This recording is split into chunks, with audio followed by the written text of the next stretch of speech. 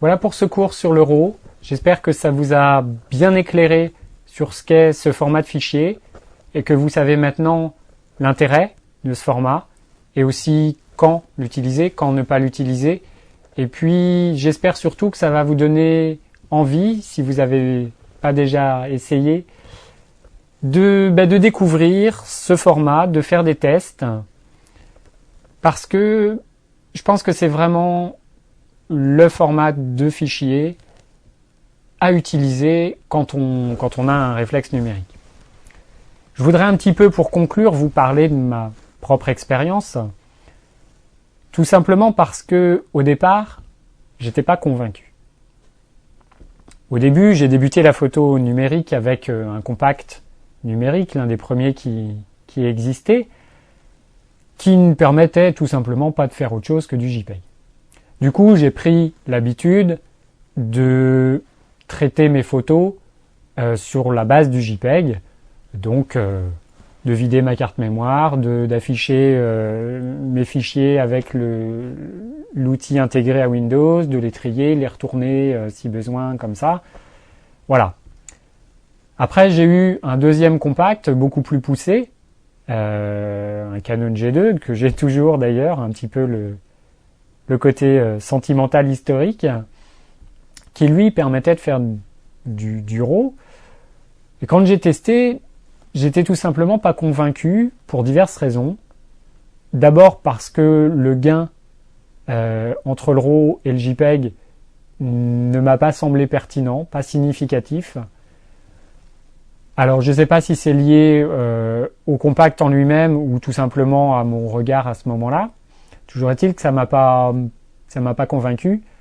Le gros problème de place aussi sur la carte mémoire, parce que à l'époque des cartes de 128 mégaoctets, je dirais que chaque octet compte et c'était un petit peu, c'était évident que face à ce manque de place, le JPEG allait l'emporter parce que entre faire 100 JPEG ou 30 RAW, le choix est vite fait.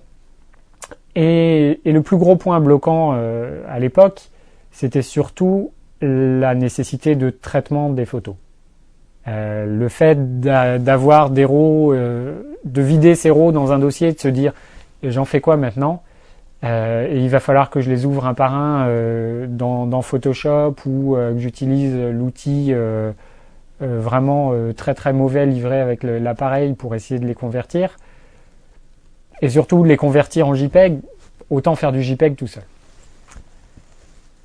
Donc le premier point persiste, c'est-à-dire que tant que vous n'aurez pas vu des cas concrets de l'intérêt du RAW, je pense qu'il sera très difficile pour vous de basculer et de faire que du RAW.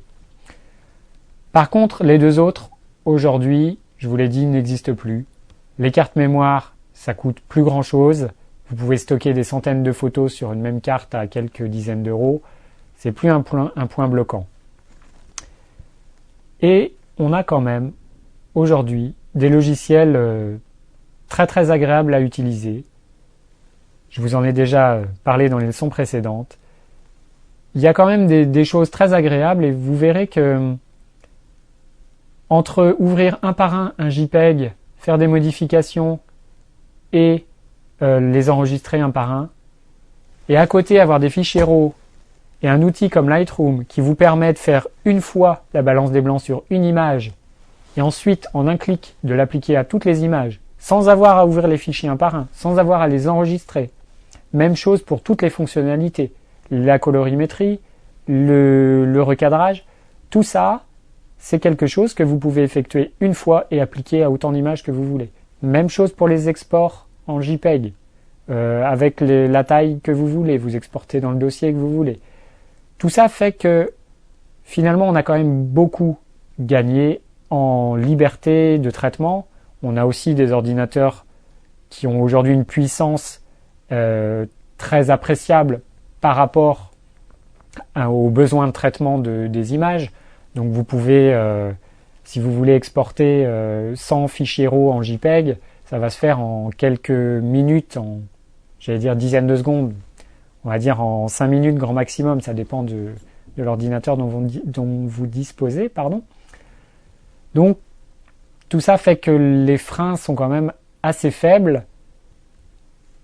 Et du coup, ça serait tellement dommage de ne pas profiter de la meilleure qualité possible de votre appareil que je trouve qu'il est dommage aujourd'hui de ne pas au moins tester et de faire des essais poussés sur ce format de fichier juste en se disant c'est trop compliqué pour moi.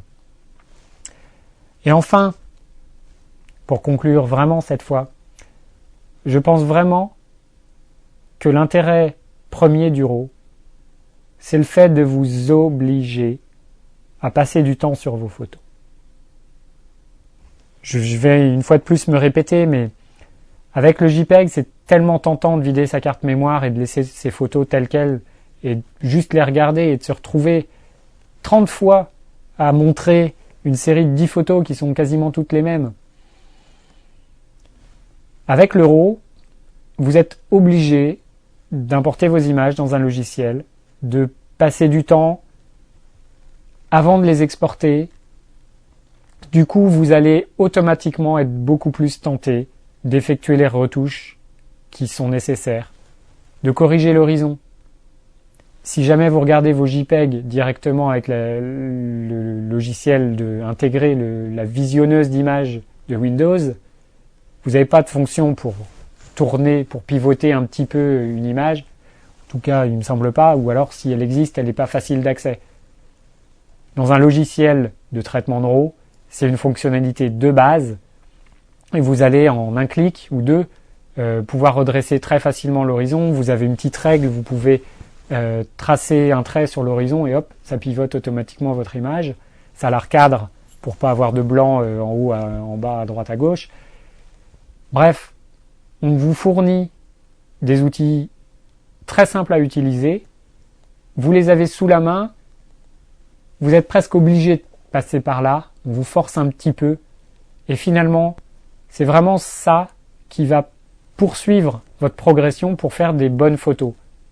Parce que je vous l'ai déjà longuement répété, la photo, c'est pas juste la prise de vue. La déclenchite aiguë, c'est facile. On peut faire 10 photos d'affilée. Par contre, le fait d'avoir à les retoucher après, à les retraiter, fait que vous ferez plus attention au moment de la prise de vue. Vous ferez peut-être pas 20 photos là où 5 suffisent. Et ça sera mieux, parce que vous les ferez, mais de manière plus réfléchie. Sur ordinateur, vous allez les améliorer.